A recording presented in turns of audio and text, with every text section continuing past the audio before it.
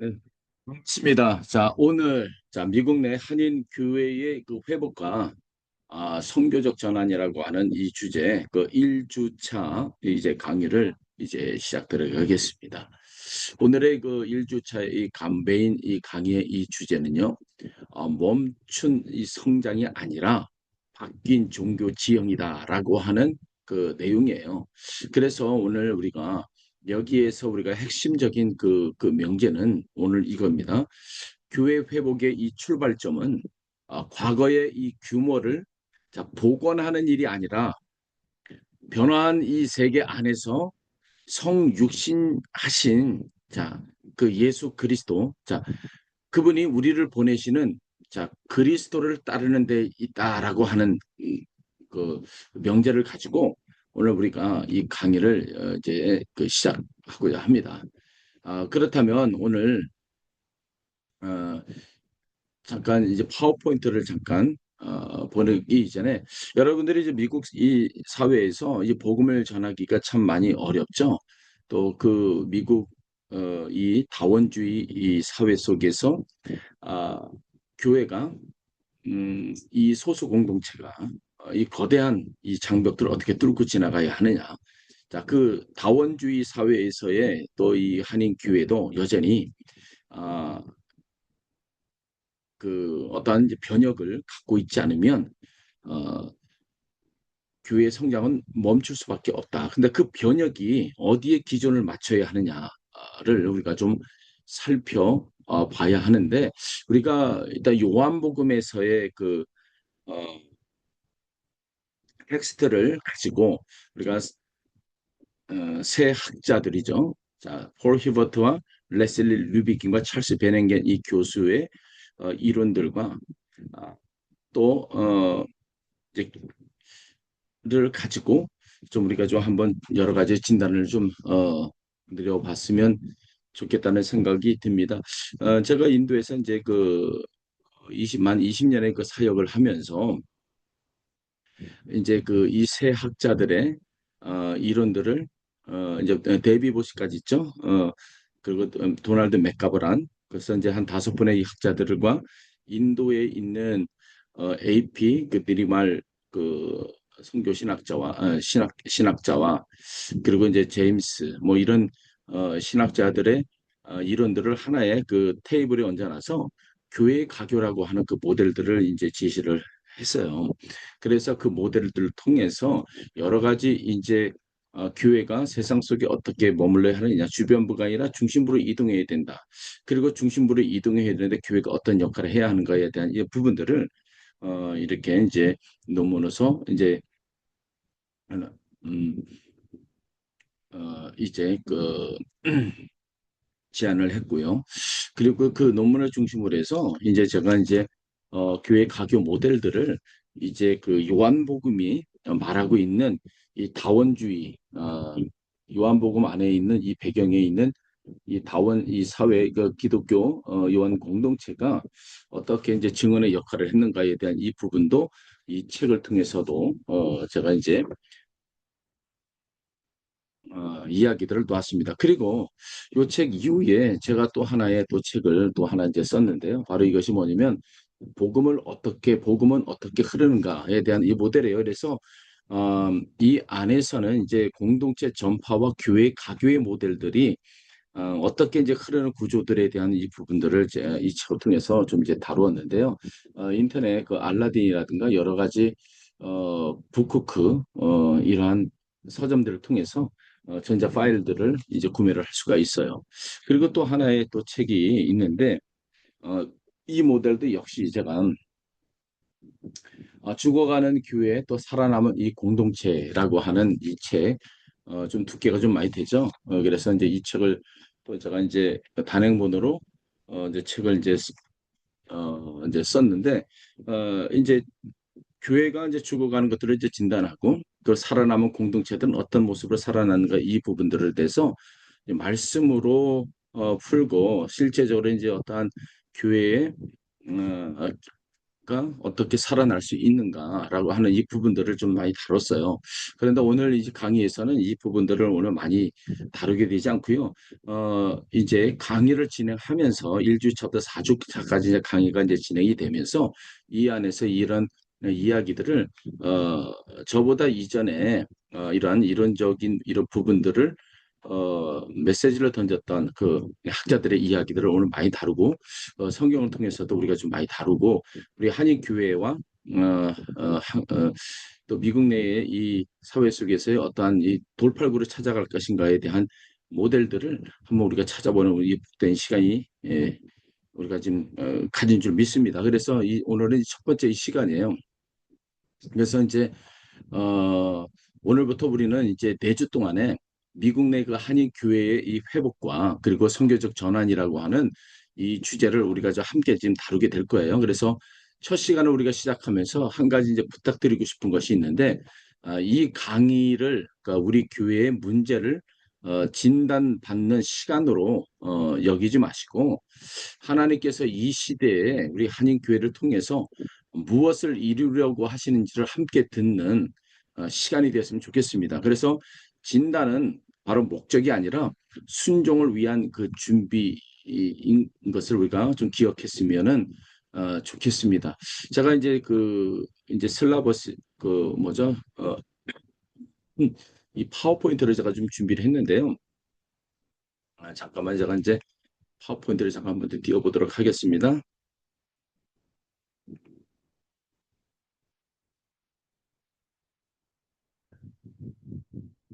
제가 이제 파워포인트를 좀 띄웠는데 여기에서 자, 파워포인트를 제가 좀 띄웠어요. 띄웠는데 잠깐만요. 파워포인트를 좀 띄웠긴 했는데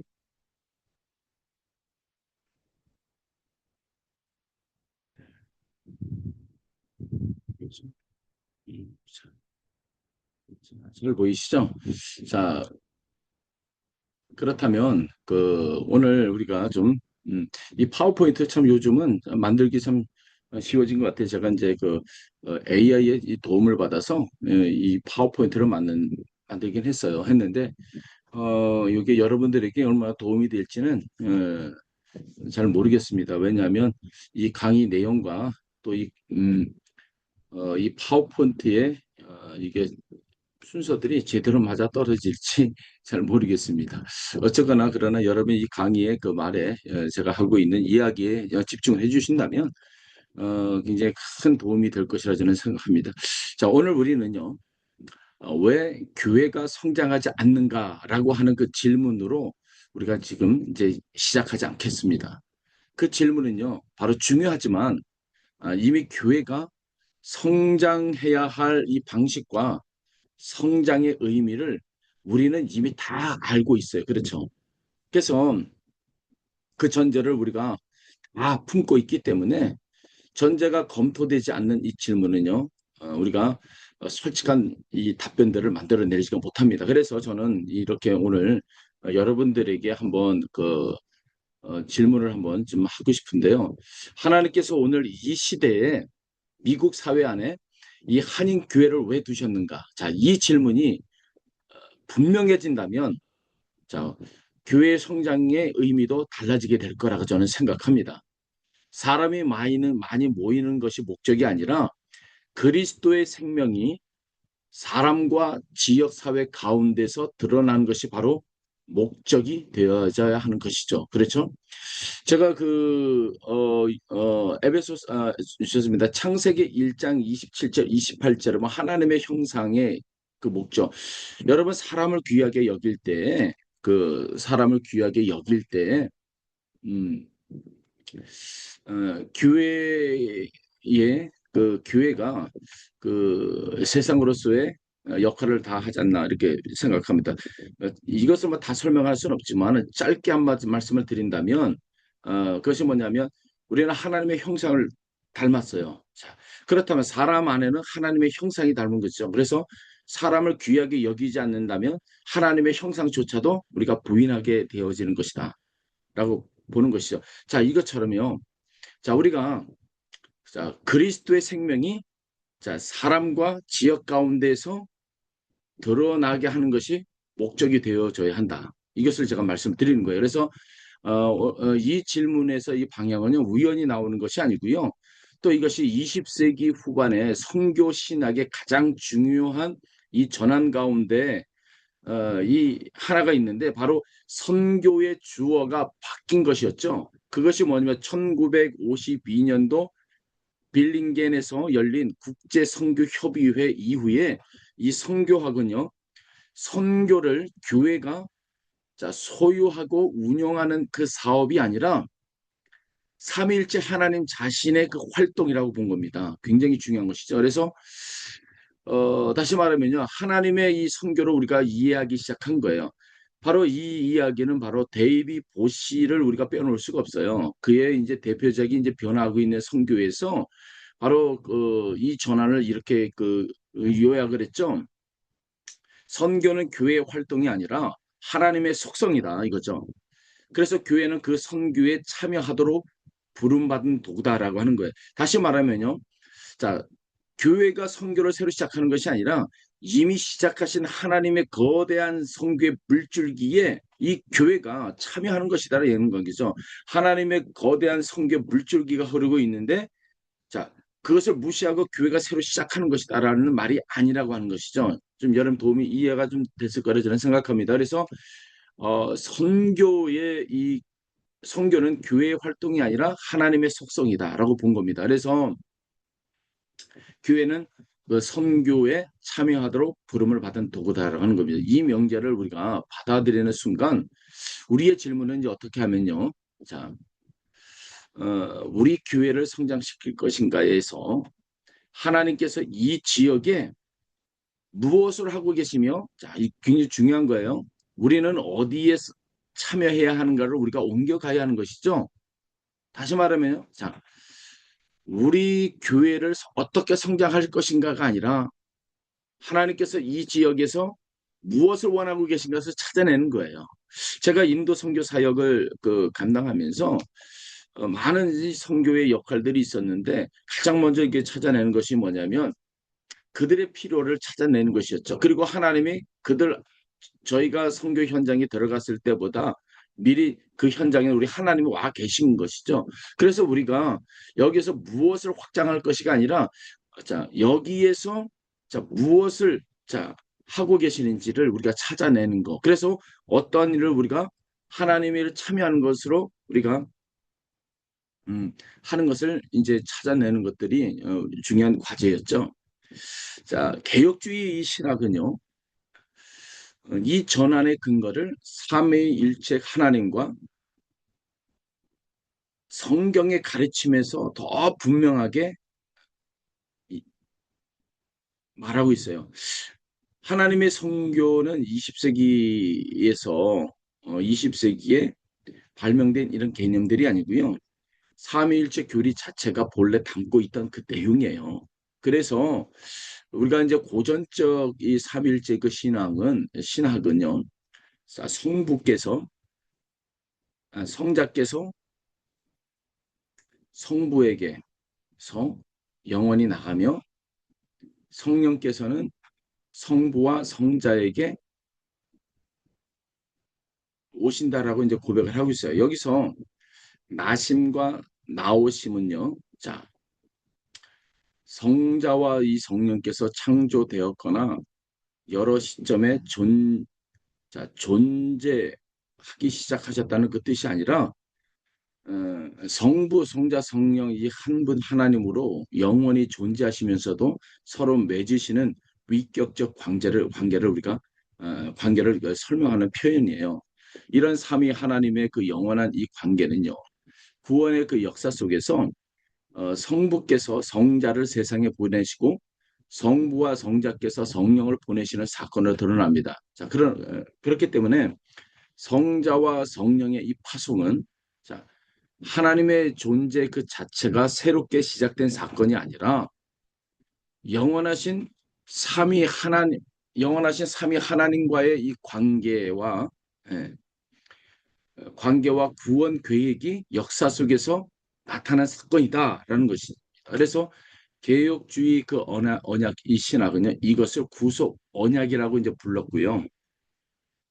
창세전에 이제 성부와 성자가 성령 사이에 맺어진 구원의 경륜이다라고 보고 있는 겁니다. 그래서 교회의 선교는요, 그 경륜의 역사적 그 집행에 참여하는 일이다라고 말하고 있는 겁니다. 이 근거가 왜 중요하냐 하면 하나님의 선교를 단지 20세기의 새로운 이 강조점으로 우리가 이해를 하면, 자, 그것은 또 하나의 유행하는 방법론이 되어서 10년 뒤 또 다른 유행으로 또 밀려나게 되어지는 거예요.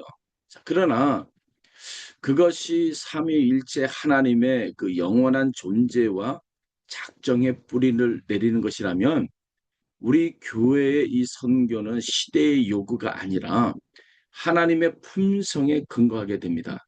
자, 그리고 그때 비로소 우리는 성과가 보이지 않는, 자, 해에도, 자, 선교를 계속할 이유를 갖게 되는 것이죠.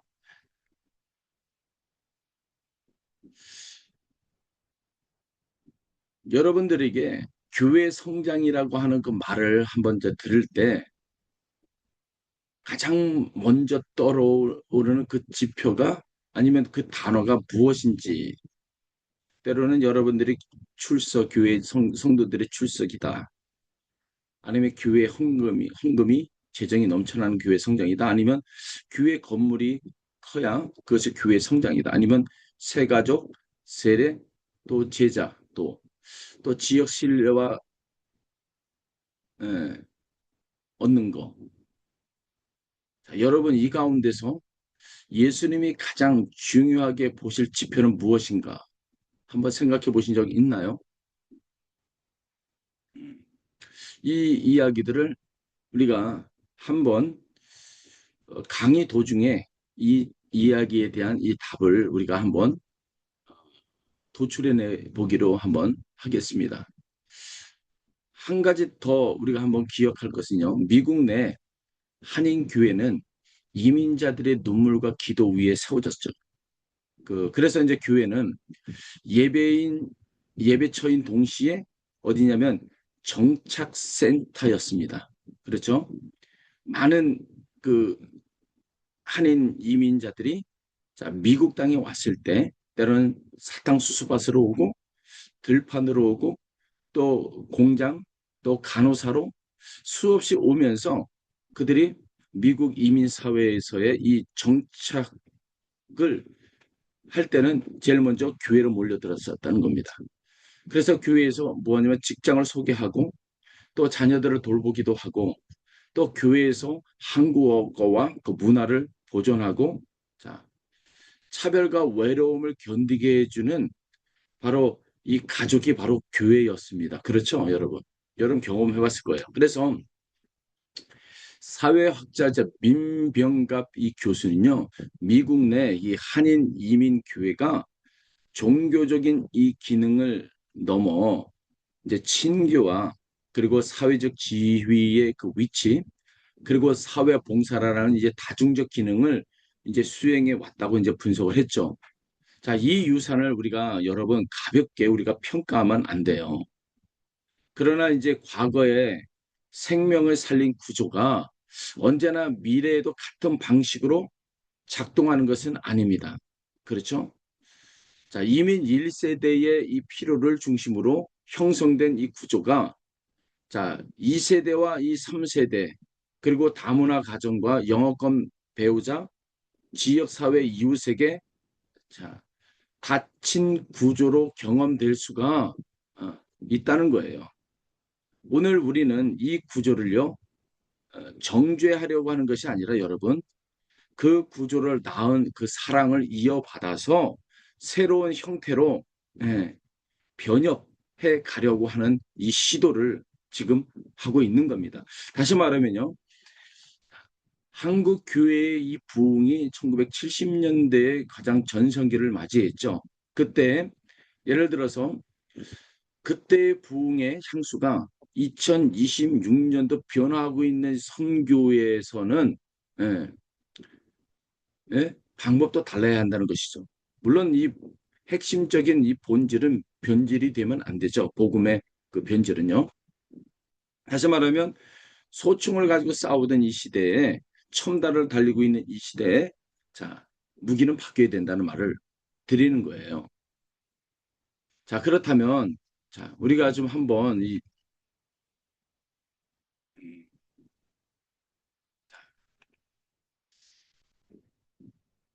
음, 죄송합니다.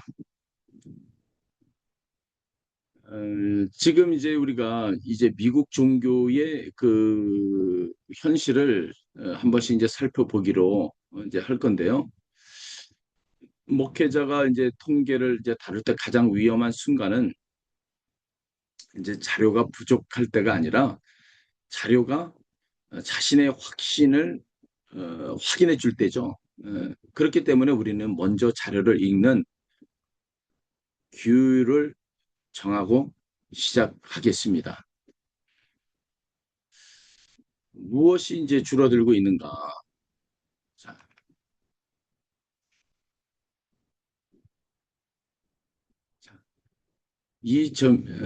자, 보면은, 프리서치 그 센터가, 자, 2025년도 2월에 우리가 발표한, 2023년도부터 2024년도까의 종교 이 지형 이 조사는요, 미국 성인 가운데 62%가 자신을 기독교인이라고, 응답했다고 합니다. 그 안에는 이제 개신교인은 40%, 그리고 이제 카톨릭은 이제 19%입니다. 종교가 없다고 답한 그 무종교층은요 29%고 그 가운데 무신론자는 그 5%, 그리고 불가지론자는 한 6%, 그리고 이제 특별히 없다라고 답한 사람이 한 19% 된다고 이제 답했습니다. 그리고 2007년도에 한 78%가 78%였고 2014년도에 71%와 비교하면 기독교인 비율의 장기적 감소는 분명하죠. 자, 그리고 이제 종교적인 이 행사들을 보면은 월 2회 참여한다는 응답은 한 33%고, 그리고 이제 매일 이제 기도한다는 응답은 한 44%가 이제 드러났습니다. 그러나 이제 같은 조사가 자, 우리에게 주는 두 번째 그 메시지가 있어요.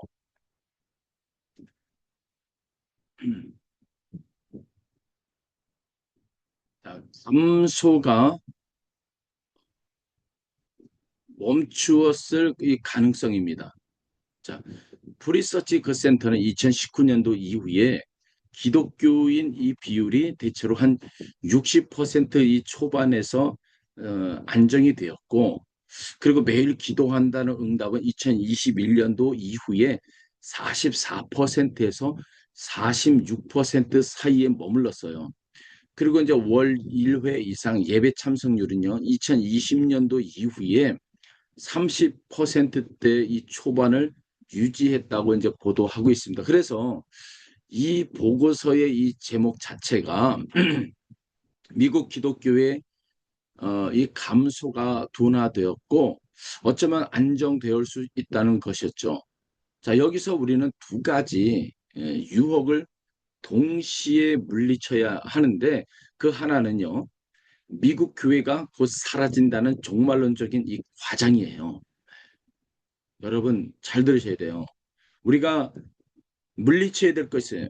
미국 교회가 곧 사라지는 이 종말론적인 과정을 물리쳐야 됩니다. 또 다른 하나는 부흥이 이미 시작되었다는 성급한 낙관입니다. 두 진술 모두 그 자료보다 앞서가는 것이죠. 장기 감소와 장기 안정은 서로 모순되지 않습니다.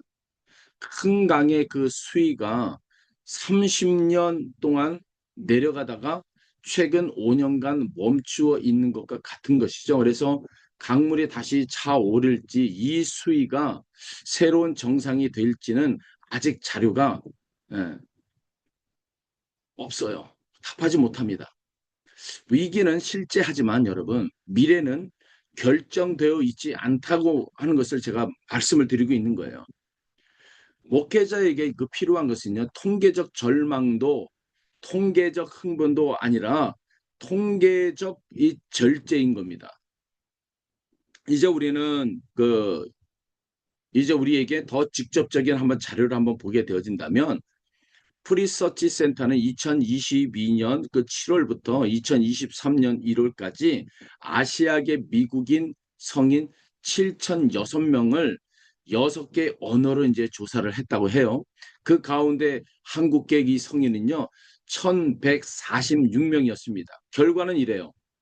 한국계 미국인의 59%가 자, 기독교인이고 34%가 무종교이다. 그리고 3%가 불교인.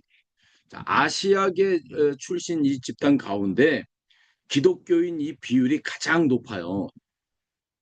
그런데 이 숫자를 세대별로 나누면 이야기가 완전히 달라지죠.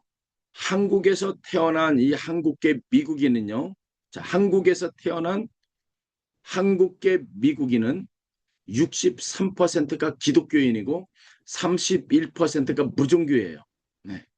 반면에 미국에서 태어난 한국계 미국인은요. 자, 47%가 기독교인이고 45%가 무종교. 엄청난 차이가 나죠.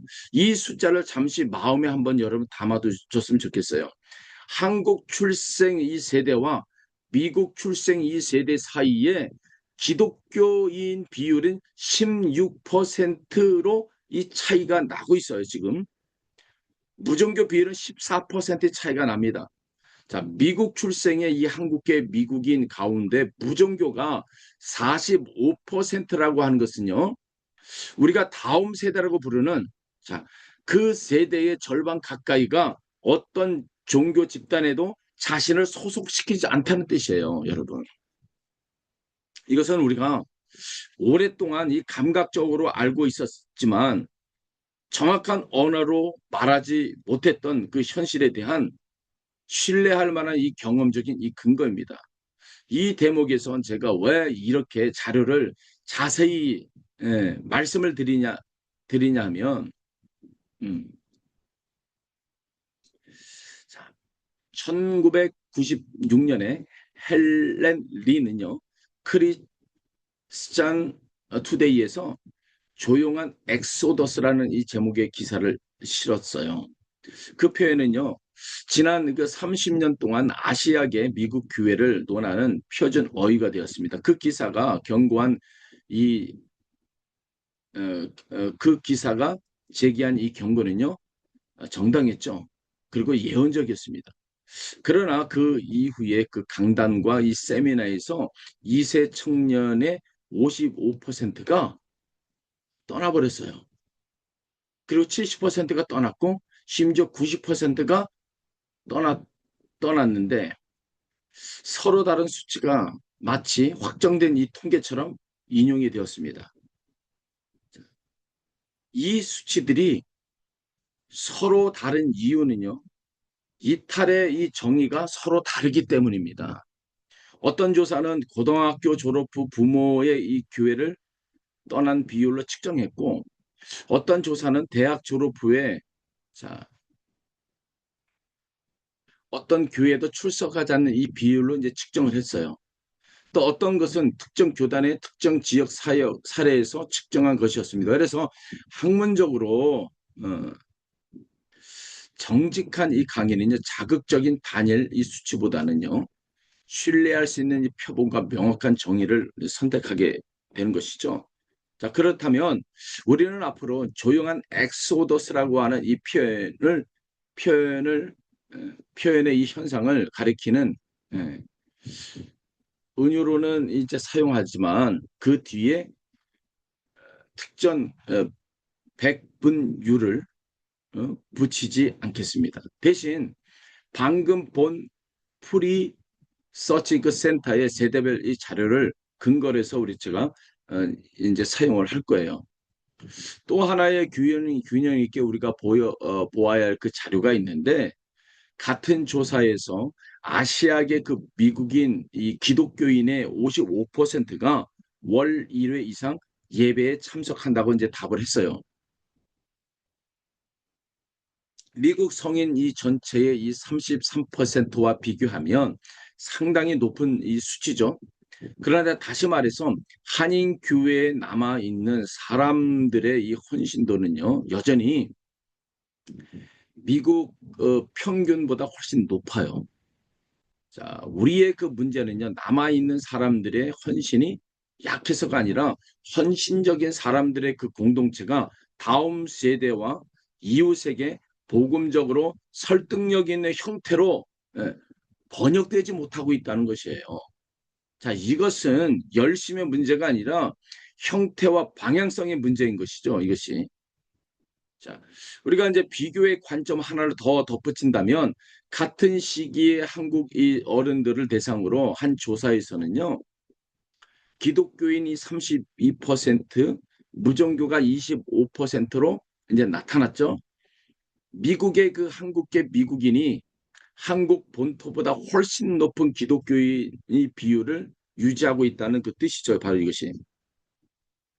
자, 이 사실은 자, 이민교회가 신앙의 이 전수에 실패했다는 단순한 이야기들을 이제 교정하는 것이죠. 이민이라고 하는 이 경험 자체가 신앙적 이 결단과 공동체적인 이 소속을 강화하는 힘을 가졌습니다. 문제는 그 힘이 이민 1세대의 생애 주기와 함께 자연적으로 재생산되지 않는 데 있다는 거예요. 신앙은 자, 유전되지가 않아요. 신앙은 매 세대마다 새롭게 전달이 되어져야 하고 새롭게 소유되어져야 한다는 거예요. 바로 이것이 이제 그 하나님의 그 언약이죠. 창세기서부터 말씀하고 있는 것이죠. 뭐 이 이야기는 제가 깊이 들어가진 않을게요. 너무 이제 강의가 길어지니까. 그러나 이제 우리가 한인 교회가 겪고 있는 구조적 이 변화를 6가지로 우리가 한번 정리 한번 해본다면 그 첫째가 이민 인구의 그 구성과 정착 방식이 지금 달라졌다고 하는 겁니다. 초기 이민자들이 이제 필요로 했던 이제 정착 지원의 상당 부분을 오늘의 이민자들은요 이미 갖추고 오거나 아니면 다른 경로로 이제 해결을 합니다.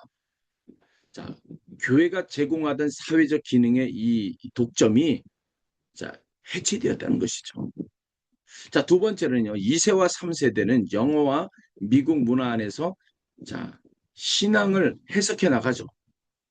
자, 그들에게 한국어는 신앙의 언어가 아니라 부모의 언어인 거예요, 여러분. 그래서 우리가 자, 가정 안에서의 이 신앙의 유산이 굉장히 중요한 겁니다. 세 번째로는요. 한국어 회중과 영어 회중의 이 관계가 재정과 공간과 권한의 문제로 충돌하는 거예요, 여러분. 그리고 네 번째는 다문화 결혼과 지역 이동으로 한인 중심 구조가 이제 약화가 되었다는 거 이제 지역 이동이죠. 그리고 디지털 문화는 이제 교회가 가지고 있던 정보의 이 독점과 권위의 구조를 근본적으로 바꾸었어요, 이제는. 여러분, 디지털 문화가. 여러분, 이 말이 무슨 말인지 다 아실 거예요. 그리고 여섯째는 뭐냐면 정치적인 양극화가 신앙 정체성을 이제 잠식하는 성도들이 교회를 신앙 공동체가 아니라 정치적인 이 진영으로 경험하게 만듭니다. 이 부분도 너무나도 잘 알고 매 선거 때만 보면은 깊이 다루지는 않겠지만 여러분 여기서 반드시 구별할 것들이 있어요. 한인 교회를 떠난 사람이 반드시 교회를 떠나는 것은 아니다라는 거죠. 영어권 교회나 다민족 교회로 옮긴 사람도 있어요. 반대로 예배에는요 성실히 이제 출석하지만 관계와 사명에서 이미 이탈한 사람도 있습니다. 우리가 이것은 이제 다음 주차 때 우리가 이 구별을 4가지 유형으로 정밀하게 우리가 다룰 거예요. 먼저 이제 한인 교회를 떠난 사람은 반드시 교회는 떠난 것이 아니다 이거죠. 그리고 영어권 교회나 다민족 교회로 옮겨간 사람도 있다. 저는 예전에 그 어떤 호텔에 잠깐 머물게 되었을 때 한 그 집사님을 만난 적이 있었어요. 그 호텔 주인이죠. 근데 그분이 어느 교회를 다니냐라고 여쭤봤더니 그분이 백인 교회를 나간다 하신다 하더라고요. 그 이유는 뭐냐면 그분의 나름대로의 어떠한 교회 안에서의 음, 충돌도 있었겠다라는 생각도 어, 들죠. 예. 그러나 그는 여전히 교인 크리스찬으로 남아 있는 것이죠. 예. 이제 이 모든 자료를 어떻게 우리가 신학적으로 읽을 것인지가 지금 남았어요. 여기서 우리가 레슬리 루비긴의 이 통찰이 결정적으로 중요합니다. 레슬리 루비긴은요, 제 인도 선교사의 선배님이세요. 예, 저는 뭐 그분을 뵙지는 못했지만, 지금은 이제 그분은 이제 돌아가셨죠. 레슬리 루비긴 인도에서 이제 한 38년을 이제 선교사로 활동하면서 또 인도 교단의 이 감독으로 섬긴 뒤에 1974년도에 영국으로 돌아왔어요. 그리고 그가 발견한 것은요, 자신이 떠날 때의 영국과 돌아온 영국이 다르다는 그 사실이었죠. 그런 이제 서구 문화 그 자체가 복음이 아직 진지하게 이제 대면하지 못한 가장 어려운 선교지가 되었다는 사실들을 이제 깨달은 거예요. 예, 저도 마찬가지입니다. 인도에서 만 20년을 사역을 하다가 우리 고국 교회를 돌아보니까 레슬리 류빈이 가졌었던 네, 그 어, 것들을 제가 깨닫게 된 것이죠. 그리고 이제 1986년도에 그리스도에게는 미련한 것이요에서 그가 쓴 이제 저작이에요. 이렇게 물었습니다. 서구 문화와 복음 사이에 참된 선교적 대면이 가능한가라고 한 질문이죠. 그는 서구 교회가 복음을 문화에 적용시키는 데는 성공했지만 문화를 복음 앞에 세우는 데는 실패했다고 예, 바로 그는 진단을 한 것이죠. 레슬리 누비긴이 이 사용한 핵심 개념 하나를 이제 소개한다면 사회학자 이제 피터 버거에게서 빌려온 이 타당성 구조라는 그 개념이 있어요. 이것이 뭐냐면 사람은 어떤 믿음을 논증만으로 이제 받아들이지 않습니다. 이것은요. 그 믿음을 당연한 것으로 여기며 어, 당연한 것으로 여기며 살아가는 공동체 안에서 이제 속할 때 그 믿음이 타당해진다라고 보는 것이죠. 자, 한 세대 전에 미국 이 사회에서는요, 기독교 신앙이 문화적 이 타당성 구조의 이 지원을 받았어요. 그래서 학교와 이웃과 공휴일과 언어가 신앙을 뒷받침했죠. 그런데 오늘날은 이제 그렇지 않아요.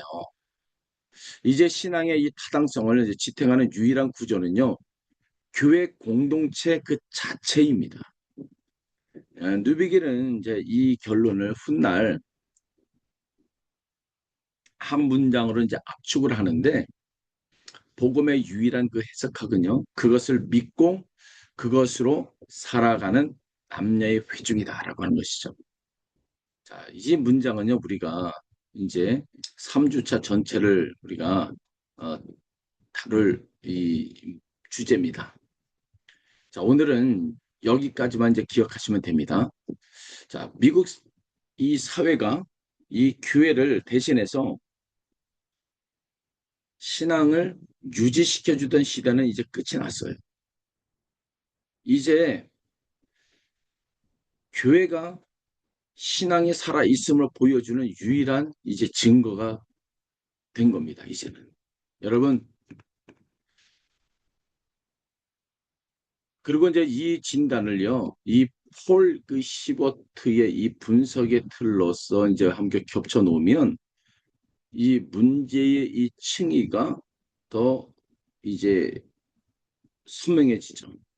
시버트는요, 자, 이 폴 시버트도 인도에서 이제 40년을 사역한 이 사역자예요. 그는 또 이제 선교사, 인도 선교사의 아들로 인도에서 태어난 사람입니다. 이폴 시버트는요, 인도에서 이제 굉장히 중요한 이 한 마을 통해서 어, 이제 그 제도들을 이제 연구를 했죠. 이 이야기는 조금 더 이제 나중에 좀 설명을 한번 드리도록 하고요. 시버트는 문화를 이제 세 층으로 나누어서 이제 설명을 했어요. 가장 표면에는 이제 행동과 산물이 있다라고 하는 거죠. 예, 이 표층에는 행동이 있고 산물이 있다. 자, 우리가 무엇을 하고 무엇을 만드는가 이시죠, 이것이. 예배의 순서와 찬양의 스타일과 프로그램과 건물이 바로 여기에 속하는 것이죠. 자, 그리고 그 아래에는 신념 체계가 있다고 하는 것이죠. 우리가 무엇을 옳다고 믿는가인 거예요. 그래서 교리와 신앙 고백과 윤리적 판단이 바로 여기에 속하는 겁니다. 가장 깊은 곳에는 세계관이 있습니다. 세계관은 우리가 의식적으로 검토하지 않은 채 당연하게 존재하는 실제의 이 지도입니다. 그래서 히버트는요, 세계관이 인지적인 이 차원과 정서적인 차원, 그리고 평가적 이 차원을 함께 가진다고 이제 설명을 했죠. 그래서 2008년도에 그가 쓴 이 대표 저작은 세계관의 이 변화에서 진정한 이 회심은 행동과 신념의 이 층에서 멈추지 않고 세계관의 이 층까지 도달한다고 이제 강조를 했습니다. 자, 이 틀로 보면 오늘 우리 한인 교회의 이 대응이 왜 자주 실패하는지가 보이죠? 우리는 대부분의 이 대응을 첫 번째 층에서 우리가 시도하고 있어요. 찬양팀을 바꾸고 예배 시간을 조정하고 새로운 프로그램을 도입하고 홈페이지를 정리합니다. 이런 일들이 무의미하지는 않지만 그러나 자, 문제가 세 번째 층, 다시 말하면요. 세계관의 이 층에 있다면 첫 번째 층의 변화는 몇 달 뒤에 원래의 자리로 되돌아가는 거예요. 슈버트가 경고한 이중 구조의 이 기독교가 바로 이것입니다. 겉으로는 기독교의 형식을 갖추고 있었으나 삶을 실제로 지배하는 것은 전혀 다른 세계관의 상태. 이것을 말하고 있는 것이죠. 한인 교회의 이 표면에는요, 성경적 언어가 있는데 실제 의사 결정과 갈등 고리와 이 처리와 이 권한 배분을 지배하는 것은요, 서열, 그리고 체면, 침묵의 규범이라면, 자, 우리는 이미 이중 구조 안에 있는 것이에요. 다음 세대는요, 이중 구조를 놀랄 만큼 정확하게 읽어냅니다. 그들이 떠난 이유는 교리를 이해하지 못해서가 아니라 그 불일치를 견딜 수 없어서인 경우가 많다는 것이죠. 제가 그 작년인가요, 재작년에 그 LA하고 샌프란시스코에서 이단에 빠져 있는 분들을 만나서 이 설문조사를 했을 때 대부분이 바로 이런 이야기들을 하고 있는 것을 제가 보았습니다. 자, 그렇다면 우리가 성육신적인 이 교회론들을 좀 봐야 되는데 바로 요한복음 1장을 우리가 좀 보면 말씀이 육신이 되어셨다 이거죠. 자, 그리고 우리 가운데 거하심에 자, 요한 1장 14절 있죠? 자, 본문으로 우리가 한번 들어가면 자, 이 강의가 요한복음을 중심 본문으로 삼는 데는 분명한 이유가 있어요. 요한복음은요, 신약 성경 가운데 보냄의 신약이 가장 조밀하게 구성된 그 책이에요. 아버지께서 아들을 보내셨다는 그 진술.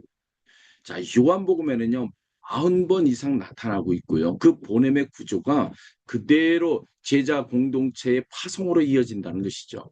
자, 누비긴 그 자신이 1982년에 빛이 왔다라고 하는 그 제목을 요한복음 이 강해서를 썼는데 그 부제가 제사장적 백성을 위한 요한복음 해설이었습니다. 자, 뉴비기는 요한복음을 개인 경건의 책이 아니라 세상으로 자 보냄을 받은 공동체의 책으로 읽어냈습니다. 우리도 그렇게 한번 읽어보도록 하겠습니다. 저도 또한 제가 이제 쓴 이 책이 있지만은 이렇게 요한복 다원주의 사회 저도 이 같은 맥락이겠지만 이 다원주의 사회에서의 이 공동체 기독교의 증언을 자 어떻게 펼쳐내고 내야 하는가에 대한 이 부분들을 같은 맥락이지 않나 이렇게 생각합니다. 요한복음은요, 태초에 말씀이 계시니다라고 설명하고 있어요. 그래서 말씀은 하나님과 함께 계셨다. 그리고 그 말씀이 하나님이셨다. 그렇죠? 부인할 수 없는 말입니다. 자, 요한은 창세기의 이 첫 문장을 의도적으로 반복하면서 예수 그리스도가 이 창조 이전부터 계신 하나님의 자기 표현이다라고 하는 것을 선언하고 있는 거예요. 자, 그런데 1장 14절에 보면 요한은 놀라운 방향 전환을 선언합니다. 말씀이 육신이 되어 우리 가운데 거하셨다. 이거죠. 헬라어 원문에서 보면 되어로 번역된 이 동사 에게 네토는요. 창조의 언역인 겁니다. 그리고 거하시메로 번역된 에스케노세는요. 장막을 치다 이거죠. 천막을 세우다라는 뜻을 가진 그 단어인데 이 단어는요. 출애굽기에서 하나님의 영광이 성막에 머무르던 그 장면을 배경으로 삼고 있는 겁니다. 하나님은 인간에게 자신에게 올라오라고 멀리서 명령하지 않으셨고요. 다시 말하면 인간의 언어와 그 몸, 시간과 고통 안으로 들어와 장막을 치셨다는 거예요. 놀랍지 않습니까? 그래서 이 성육신은요, 단순한 이 교리 조항이 아니라 하나님의 선교 방식 그 자체인 겁니다. 이 명제를 선교학적으로 가장 정교하게 발전시킨 사람이 바로 폴 히버트예요, 여러분. 히버트는 인도의 선교사로서 사역한 인류학자였습니다.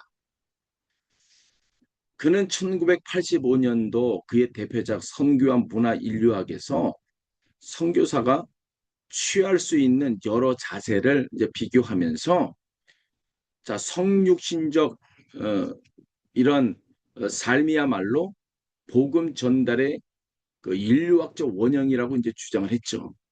이 부분은 조금 더 이제 설명을 할 거예요. 그리고 이제 그가 반복해서 이제 강조한 것은요.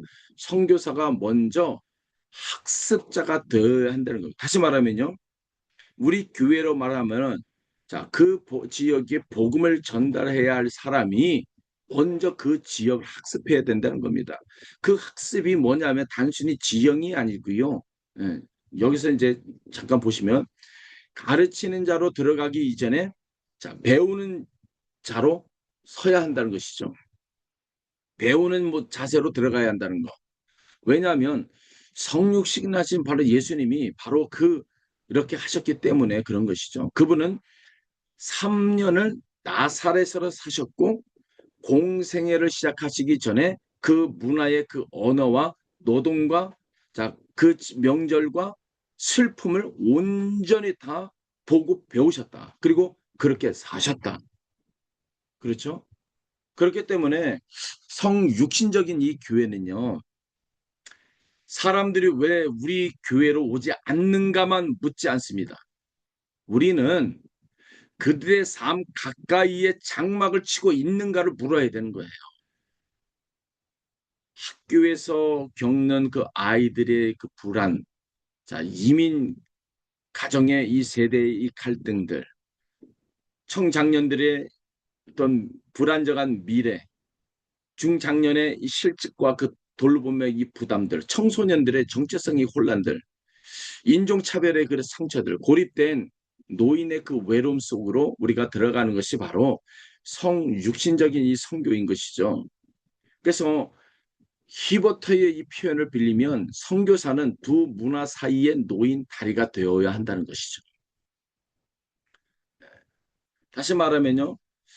이것을 우리에게 이민교회에 대해 복잡하면 이민교회의 교회는 두 문화 사이의 노인 다리가 되어야 된다. 그리고 이민교회의 목회자와 성도는 이미 그 다리 위에 서 있는 사람들이다. 이런 것이죠. 우리는 이 두 세계를 아는 사람들입니다. 문제는 그 다리 위에 있으면서도 한쪽 방향으로만 걸어가려 한다는 데 있다는 것입니다. 그렇죠? 자, 그렇다면 우리가 성육신적인 이 성교를 우리가 좀 바로 이해를 해야 하는데, 자, 여기서 반드시 신학적 이 정확성을 우리가 확보하고 넘어가야 합니다. 오늘날 성교학에서 성육신적 성교라고 하는 그 표현은 널리 사용이 되지만 동시에 진지한 비판을 받고 있어요. 개혁주의 신학은요, 그 비판의 핵심에 서 있습니다. 문제는 이것이죠. 교회가 성육신을 본받는다는 말이, 자, 교회가 성육신을 연장하거나 반복한다는 뜻으로, 자, 비춰질 수가 있다는 거예요. 다시 말하면요, 성육신은요, 자, 유일회적이다. 아, 한 번뿐이다. 이거죠. 반복 불가능한 사건이다. 라고 보고 있는 것인데, 자, 신성과 인성이 한 위격 안에서 혼합되지 않고, 변화되지 않고, 나뉘지도 않고, 분리되지 않게 연합하신 그 일은 오직 그리스도께만 있다는 것입니다. 자, 그렇기 때문에 그 교회는요, 성육신의 그 연장이 아닌 거, 이미 다 이루어진 사건인데, 이 점에서 개혁주의 교회로는요, 교회를 성육신의 계속으로 보는 견해를 분명히 거부해 왔습니다. 네. 교회를 그리스도의 성육신의 그 연장으로 이해하면은 교회의 실수가 곧 그리스도의 실수가 되어지고 교회의 권위가 그리스도의 권위와 구별되지 않는다. 그래서 결국 교회가 자신을 심판 아래 두지 못하게 된다는 것입니다. 개혁주의 그 신학자 토드 그 빌링스는요, 이 문제를 매우 명료하게 이제 지적을 했는데, 그는 2004년도 그 선교학 그 학술지에 실은 그 논문과 2011년도에 그 저작 그리스도와의 그 연합, 그리고 이제 2012년도에 크리스체너티 투데이에 기고한 이 글에서 성육신적 이 사역이라는 그 표현이 두 가지 방향으로 왜곡된다고 이제 진단을 했어요.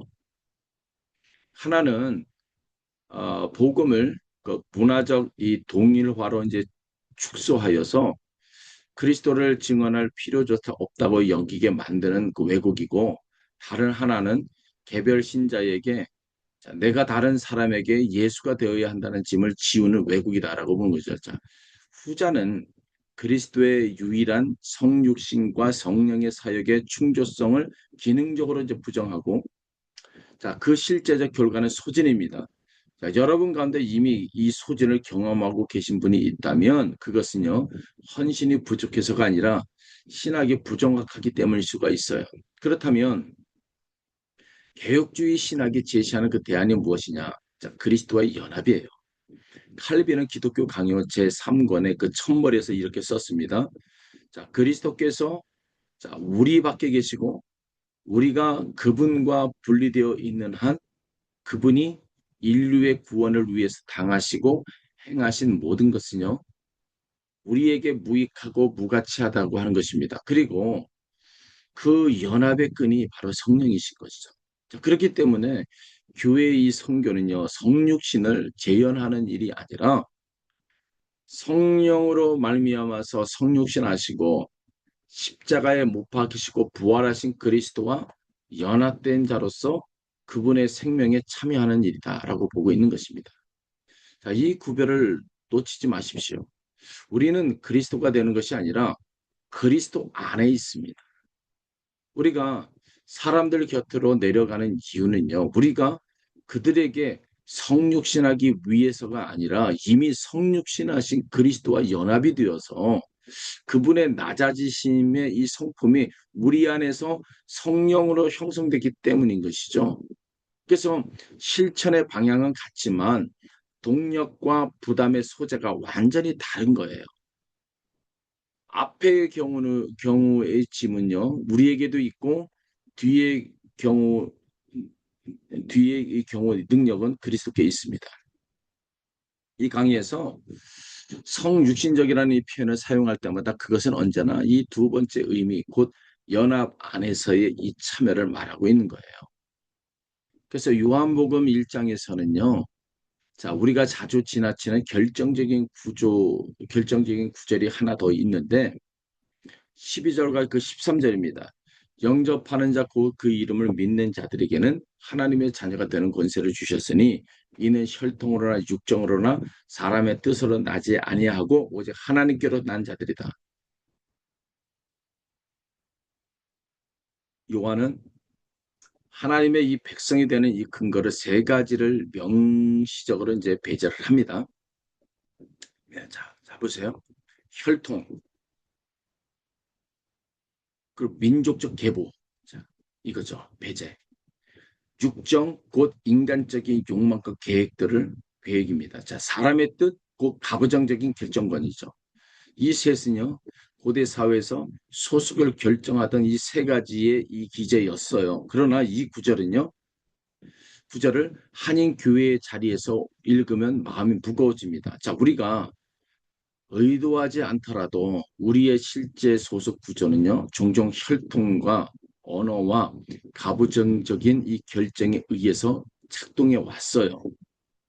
한국어를 하지 못하는 손자, 한국인이 아닌 배우자, 자, 부모의 결정에 하지 않는 자녀는 자신이 이 공동체의 완전한 구성원인지를 확신하지 못합니다. 그런데 이 요한복음은요, 아주 이른 지점에서 하나님의 자녀됨의 근거는 오직 하나님께로부터 남에 있다고 못 박았습니다. 자, 교회의 경계를 다시 그리라는 그 요구가 복음의 첫 장에 이미 있는 거예요. 이것은 한국 문화를 버리라는 말이 아니라 한국 문화를 자, 소속의 조건으로 삼지 말라고 하는 것이죠. 그렇다면 문화를 어떻게 다뤄야 하냐 이거죠. 여기에서 선교학자 그 앤드류 윌스의 이 두 원리가 큰 도움이 돼요. 이 윌스는요, 복음이 모든 문화 안에서 두 가지 원리로 동시에 작동한다고 말하고 있어요. 자, 하나는 토착화의 그 원리입니다. 복음은 사람을 그가 속한 문화 밖으로 끌어내지 않고 그 문화 안에서 하나님의 자녀로 받아주신다는 것. 또 다른 하나는 순례자의 원리죠.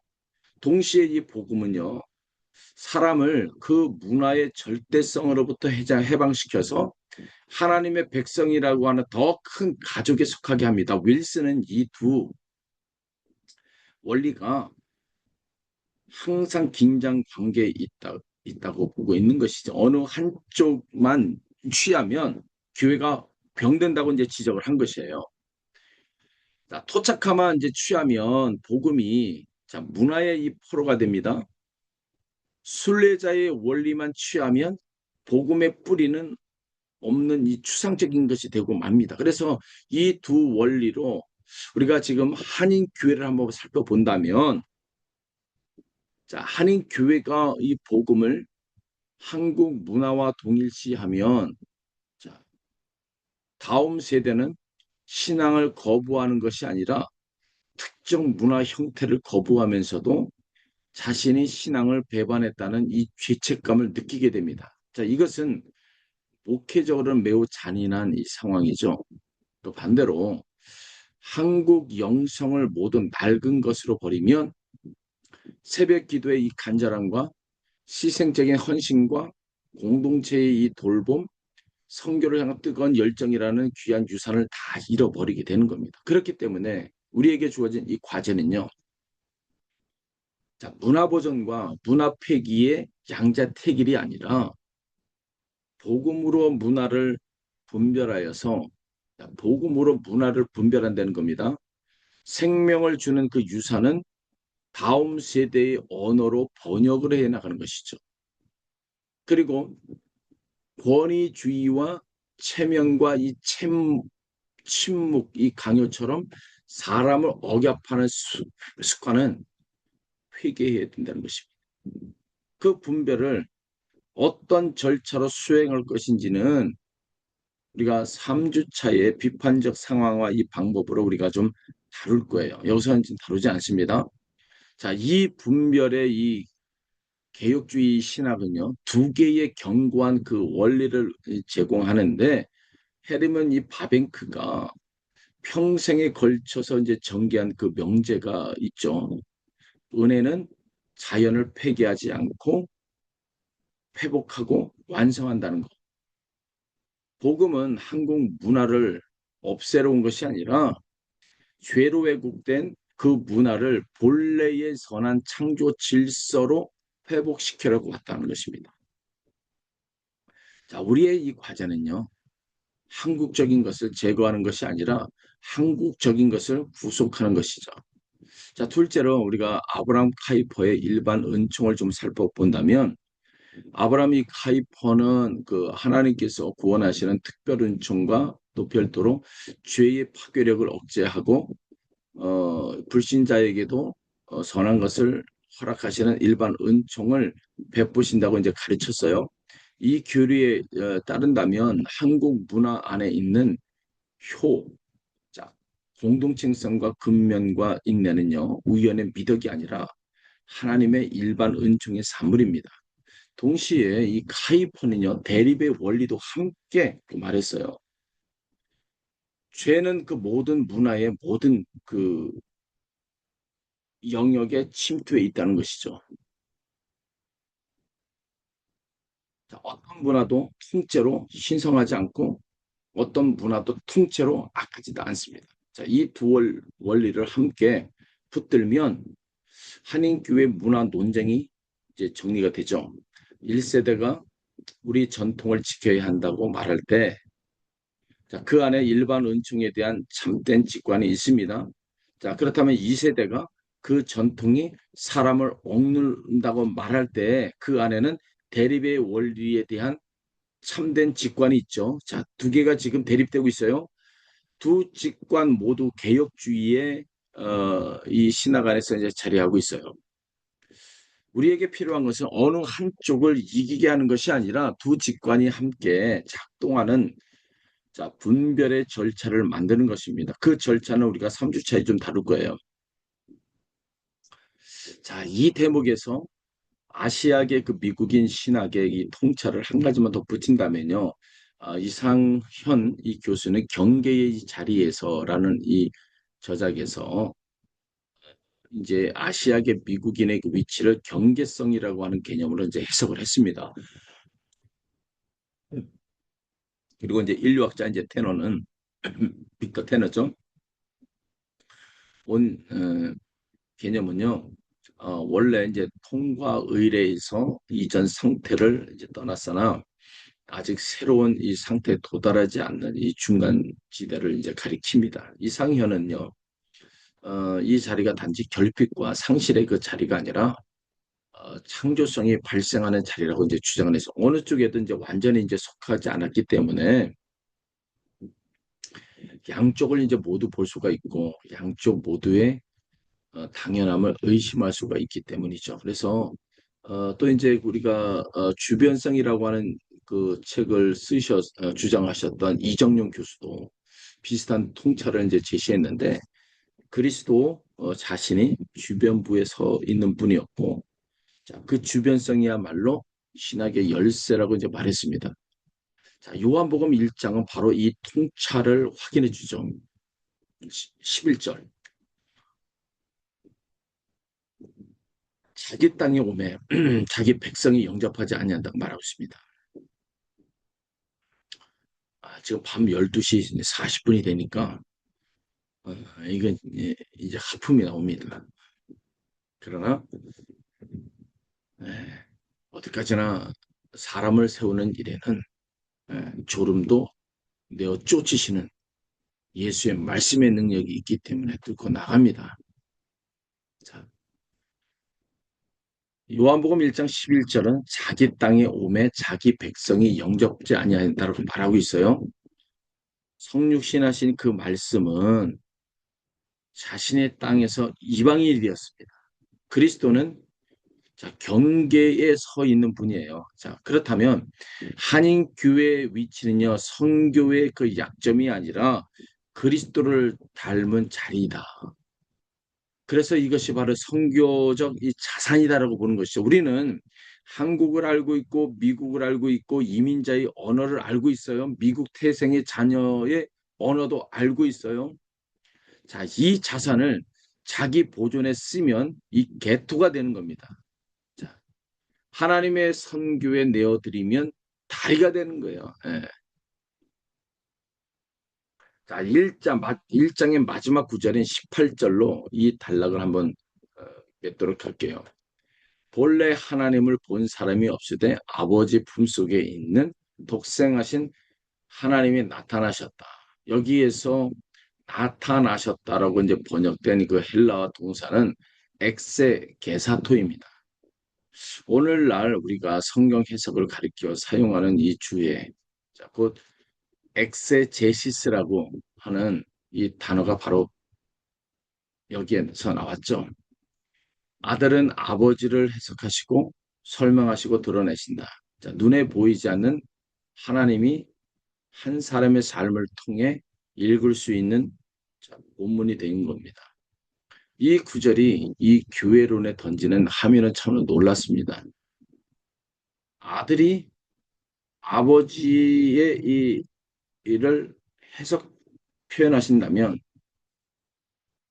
아들의 몸인 교회는 아들의 해석인 것이죠. 뉴비긴이 회중을 복음의 해석하기라고 부른 신학적 뿌리가 바로 여기에 있는 거예요. 세상은 우리의 신앙 고백문을 읽기 전에 우리의 공동체를 읽습니다. 자, 그렇다면 자, 우리가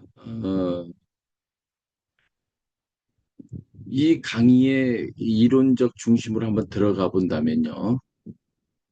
교회 성장에서 선교적 이 교회로 이 찰스 베nen겐 이 교수의 이 선교적 이 교회론입니다. 그래서 베nen겐 교수님은요. 멕시코에서 선교사로 태어나서 자녀로 태어나서 미국 개혁교회 이 선교사로 다시 멕시코에서 이제 사역을 했고 그 이후에 그 오랫동안 플러 신학교의 선교 대학원에서 선교 신학을 가르쳤어요. 그의 학문적 출발점은 1981년도 암스테르담 자유대학에 제출한 박사 논문 참된 교회의 성장이었습니다. 여기서 두 가지를 우리가 한번 기억해야 될 부분들이 있는데 그가 속한 교단이 개혁교회라는 것과 그가 학위받은 자유대학교가 바로 아브라함 카이퍼가 세운 개혁주의 신학의 본산이라는 것이죠. 그래서 베nen겐 이 교수의 이 선교적 이 교회론은요, 낯선 이 이론이 아니라 개혁주의 교회론이 선교학적으로 전개된 그 형태입니다. 자, 그렇다면 우리가 좀 여기에서 공정하게 한번 말씀을 한번 드릴게요. 교회 성장이라고 하는 그 말 자체가 잘못된 것은 아닙니다. 사도행전은 구원받은 사람이 날마다 더해졌다고 이제 증언을 해요. 그래서 성장을 무시하는 이 신학은 성경적이지 않습니다. 도널드 맥가보란이 시작한 교회 성장 운동은요, 선교 현장에서 실제로 무엇이 일어나고 있는지를 냉정하게 조사하자는 정당한 요구에서 이제 출발을 했고요. 선교 전략에서 실증적 사고를 도입한 이 공헌이 있어요. 그러나 이 베nen겐이 지적한 문제는요. 성장을 추구하는 것이 아니라 성장을 측정하는 방식이 교회의 본질을 규정하기 시작한 것이었습니다.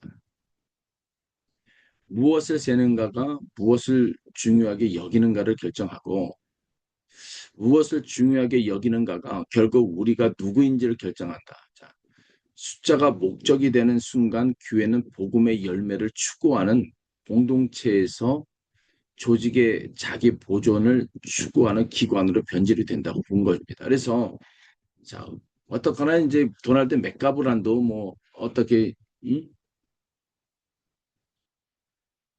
어떤 의도에서 시작이 된 것이 아니잖아요. 서로가 이제 이런 선교의 그 하나의 발전 이 과정들을 그 기반이 있기 때문에 베nen겐 교수가 또 다른 시각에서 또 볼 수 있고 한 것이죠. 자, 베nen겐은 1991년도에 서 하나님의 그 선교적 백성, 자, 그 부제로 이제 지역 교회의 목적을 다시 생각한다 해서 이 문제에 대한 이 건설적인 대안을 이제 제시를 했어요. 그의 이제 핵심 명제는 단순하지만 혁명적입니다. 지역 교회는 본질상 하나님의 선교적 백성이라는 것이죠. 하나님의 선교적 백성. 자, 선교는 교회가 여유 있을 때 수행하는 부가적 활동이 아니라 교회를 교회되게 하는 본질적이라고 본 겁니다. 그렇다면 선교하는 이 교회라고 하는 그 표현은 사실 동어 반복입니다. 선교하지 않는 교회는 활동이 부족한 교회가 아니라 아직 교회가 되지 못한 모임이다라고 보고 있는 것입니다. 자, 베nen겐이 이 명제를 이제 전개하는 방식이 굉장히 이제 탁월하죠. 그는 니케아 신경이 고백하는 교회의 네 가지 표지를 이제 끌어옵니다. 하나의 이 거룩한 보편적인 사도적인 교회다. 그래서 하나의 거룩한 보편적 사도적 교회. 전통적으로 이 표지는요, 교회가 이미 소유한 이 정적인 이 속성으로 또 혹은 이제 참된 교회를 판별하는 이제 시험 기준으로 이제 이해가 되어 왔어요. 그래서 베nen겐은 이것을 이제 동사로 바꿔버렸습니다. 하나됨은 하나 되게 하는 일, 그 연합시키는 활동이라고 하는 것이죠. 거룩하면 거룩하게 하는 일, 곧 성화시키는 활동이다 이거죠. 보편성은요 경계를 넘어 화해시키는 활동으로 이제 동사로 본 것이죠. 자, 사도성은 보냄받아 선포하는 활동이다. 자, 그는 이 네 표지가 교회의 선교적 생명이 세상 안에서 자, 그리는 궤도와 같다고 이제 표현을 했습니다. 여기서 개혁주의 전통이 오랫동안 이제 사용해온 또 하나의 이 표지 목록을 나란히 이제 놓아야 하는데 벨직 신앙 고백 제 29조는요 참된 교회를 분별하는 세 가지 표지를 이제 제시합니다.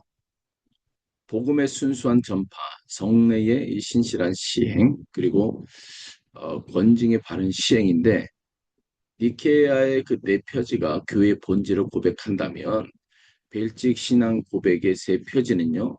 그 본질이 이 자리에 실제로 존재하는지를 분별하는 시험으로 본 것이죠. 그래서 베nen겐 교수가 이제 동사화한 이 세 표지와 충돌하지 않고 오히려 그것을 이제 활성화시키고 순수한 전파는 이제 선포하는 활동이고 신실한 성례는 연합시키고 성화시키는 활동으로 보는 것이죠. 그래서 바른 권징은 화해시키는 활동이기 때문이다라고 봅니다. 자, 그렇다면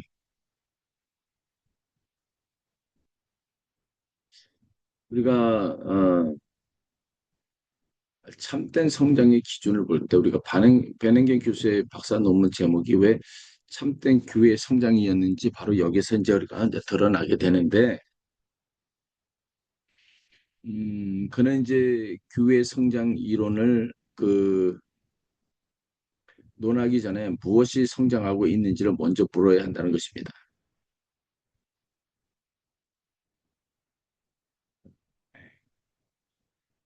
제가 지금 화면이 너무 작게 보이는 것 같아서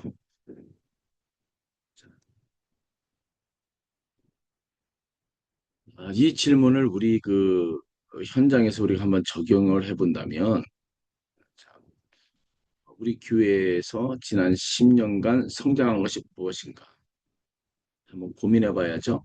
예산과 건물과 프로그램이 성장했으나 말씀의 순수한 이 전포와 성례의 신실한 이 시행과 사랑의 권징이 함께 성장하지 않았다면 우리는 교회를 성장시킨 것이 아니라 여러분 죄송합니다.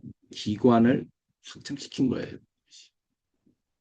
이 전환의 실천적 이 함의를 한번 생각해 보십시오.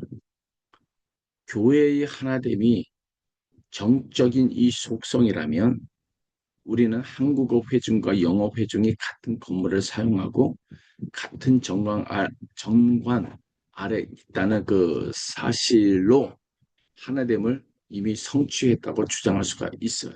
그러나 하나됨이 동사라면 우리는 매주 물어야 합니다. 우리는 이번 주에 누구를 연합시켰는가? 누가 여전히 분리되었는가? 거룩함의 정적인 이 속성이라면 우리는 우리 교회가 세상과 구별되어 있다고 자부할 수가 있어야 하는 겁니다. 그러나 이 거룩함이 이 동사라면 우리는 물어야죠. 이번 달 우리 공동체 안에 실제로 성화한 것은 무엇인가? 우리의 재정의 관행은 거룩해졌는가? 우리의 회의는 거룩해졌는가? 보편성이 동사라면 우리는 또 한번 물어야 합니다. 우리는 지난 1년 동안 어떤 경계를 넘어갔는가? 사도성이 동사라면 우리는 한번 또 물어야죠. 우리는 누구에게 보냄을 받았고 또 그곳에 실제로 갔는가에 대한 질문들. 자, 베nenger는요. 또한 이제 지역교회가 되어가는 선교적 회중이라고 말했습니다. 이 표현에는요. 종말론적 긴장이 담겨 있는데 교회는 이미 하나님의 선교적 백성이지만 아직 그 실제로 온전히 살아내지 못합니다. 자, 이 이미와 아직 사이의 이 긴장은 우리에게 두 가지를 동시에 줍니다. 하나는 겸손이에요. 어떤 교회도 완성된 모델을 소유하지 못했습니다. 다른 하나는 소망입니다. 어떤 교회도 이미 실패로 확정되지 않았어요. 자, 오늘 우리의 이 초라한 이 현실이 우리 교회의 이 정체성을 규정하지는 못합니다.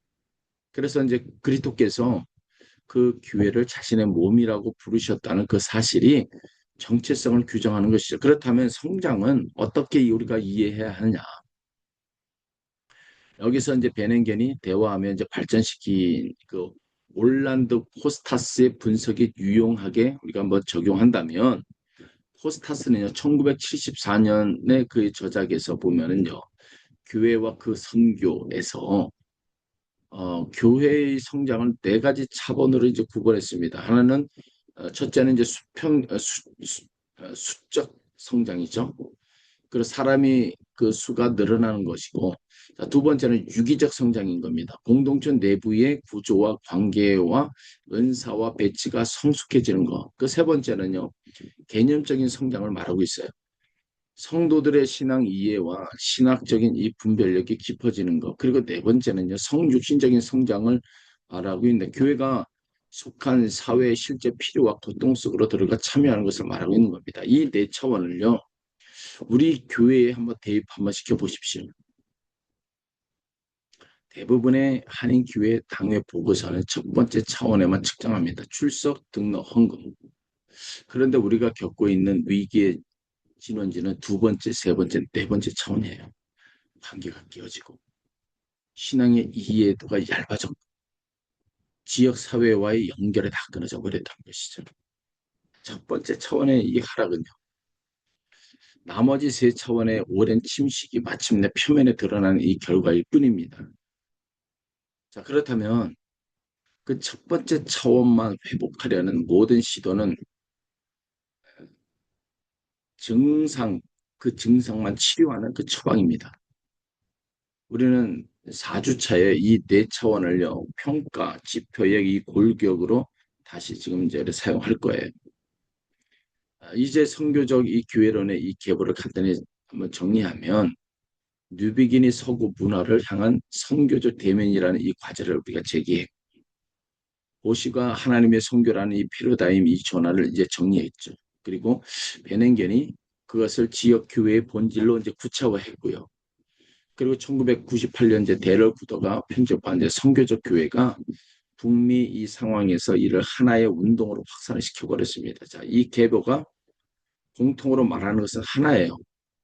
교회가 선교를 소유하는 것이 아니라 하나님의 선교가 교회를 소유한다는 겁니다.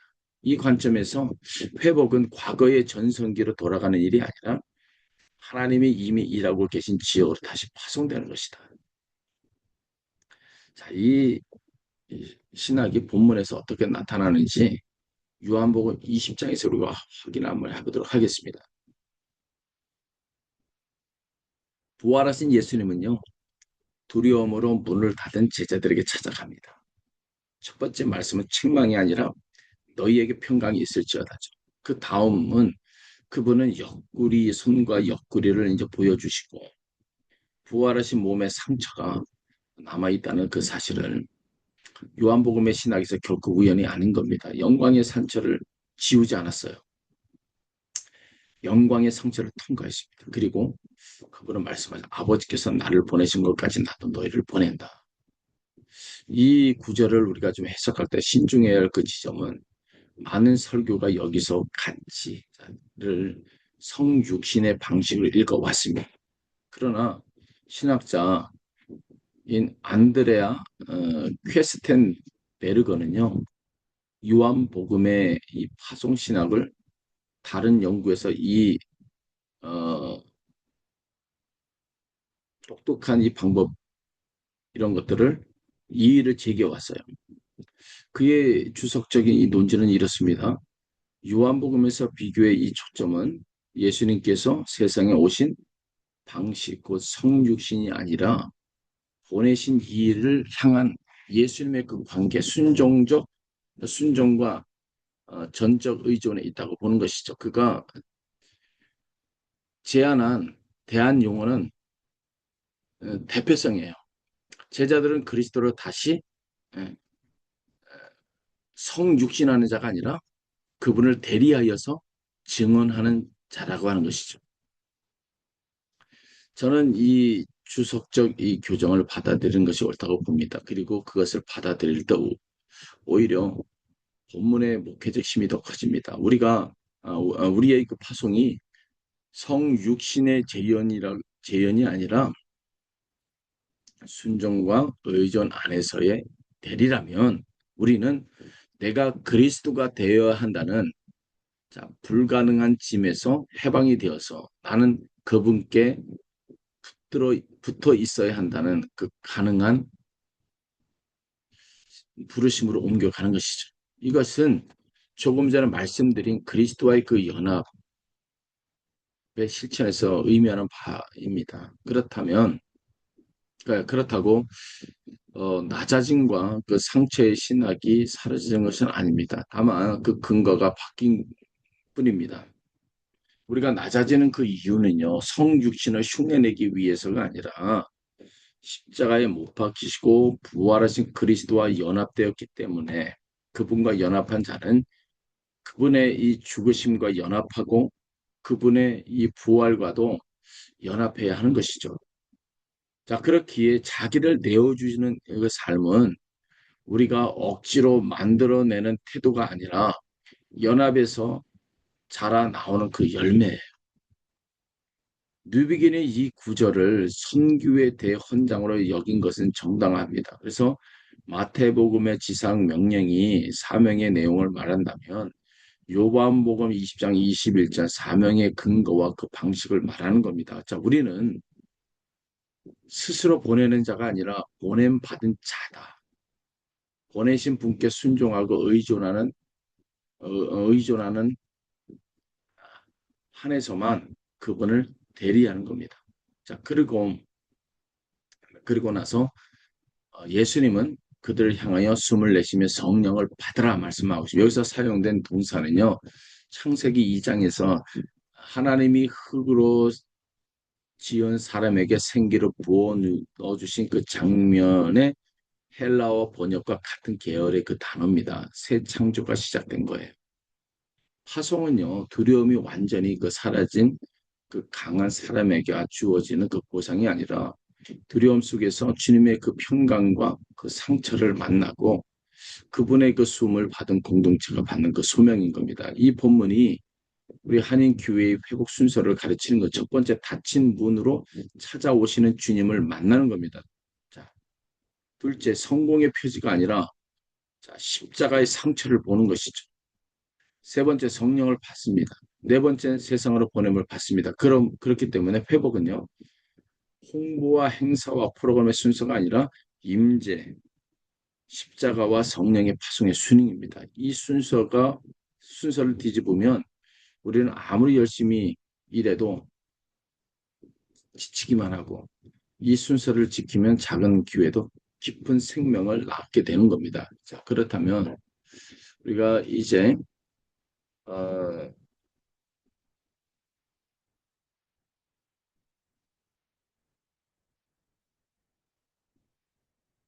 자,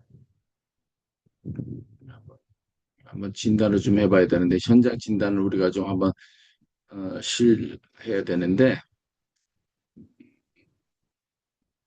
숫자를 모르는 경우를 여러분 우리가 이제 확인 필요를 한번 보게 되는데 여기서 이제 이 원칙 그 자체가 오늘 배운 이 자료 해석의 귀를 훈련하는 그 과정입니다. 오, 죄송합니다. 그렇다면 지난 그 5년 동안 감소하는 것은 등록교인인가, 실제 출석인가, 아니면 봉사자인가, 헌금인가, 다음 세대인가, 각각의 이제 감소율을 한번 따로 한번 적어봤으면 좋겠어요.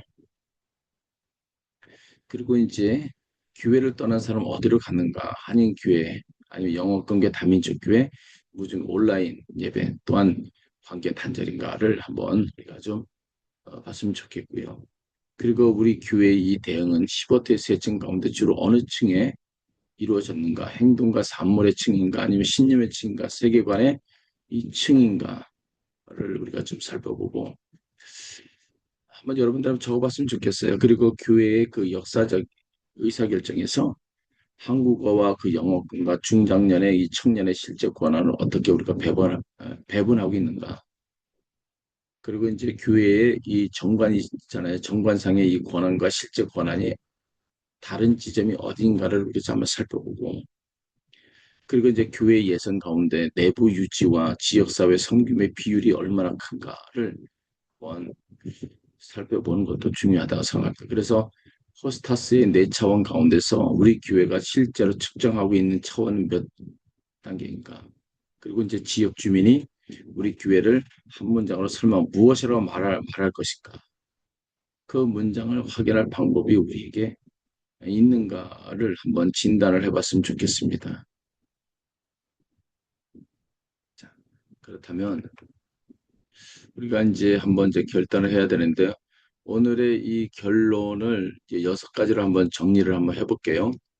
첫째 이제 그 미국 종교 지형은 장기적으로 이제 감소했고 최근 5년은 안정 국면에 있습니다. 자, 우리는 과장도 낙관도 없이 이 두 사실을 함께 우리가 붙들어야 되고요. 두 번째는요. 한국계 미국인이 세대별 이 자료는요. 미국 출생 세대의 신앙의 이탈이 실감을 보여줬죠. 자, 그러나 이제 동시에 한인 교회에 남아 있는 이들의 헌신도는 미국 평균보다 높아요. 자, 오늘 우리의 그 문제는 열심 부족이 아니라 형태와 방향의 이 문제인 겁니다. 그리고 이제 세 번째 15트가 이제 가리킨 문제의 진원지는 표면의 행동증이 아니라 깊은 세계관층이죠. 자, 그렇기 때문에 프로그램의 이 교체로는 회복이 일어나지 않는다는 것을 우리가 좀 봐야 합니다. 그 네 번째 베네겔에서 이제 가르친 대로 지역 교회는 본질상 하나님의 선교적 백성이다. 교회의 내 표지는 소유해야 할 속성이 아니라 자, 수행해야 할 동사라고 본 것이죠. 자, 그리고 다섯 번째 뉴비긴이 가르친 대로 이제 신앙의 타당성을 지탱하는 유일한 구조는 회중 자체다라는 겁니다. 그리고 여섯 번째 우리가 이것이 오늘의 그 신학적 중심인데 교회의 선교는요 성육신의 그 반복이 아니라 성령으로 말미암은 그리스도와의 그 연합에서 흘러나온다는 겁니다. 그래서 우리는 그리스도가 되라는 그 부름을 받은 것이 아니라 그리스도 안에서 거하라는 그 부름을 받았습니다. 그리고 미국 내 한인 교회의 위기는 그 숫자의 감소로 나타나지만 숫자만의 문제가 아니다는 겁니다. 그래서 변화한 이 세계 속에서 교회가 누구고 왜 보냄을 받았는지가 흐려진 이 정체성의 위기라고 보는 것이죠. 그래서 회복은요, 사람을 다시 의자에 앉히는 기술이 아니라 말씀이 육신이 되신 방식으로 사람 곁에 거하고 부활하신 주님이 보내신 자리로 나가는 전환이 필요하다. 자, 이제 우리는 이제 다음 주에는 우리는요, 이 전환의 첫 관문을 좀 다루도록 할게요.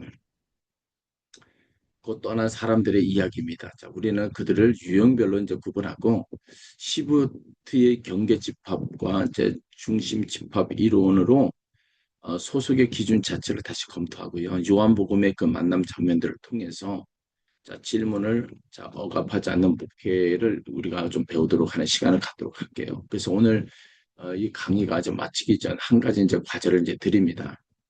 이번 주에 이제 교회를 떠난 그 사람 한 명을 마음에 품고 기도하되 그가 돌아오게 해달라고 기도하지 마시고 그의 이야기를 들을 귀를 달라고 기도하십시오.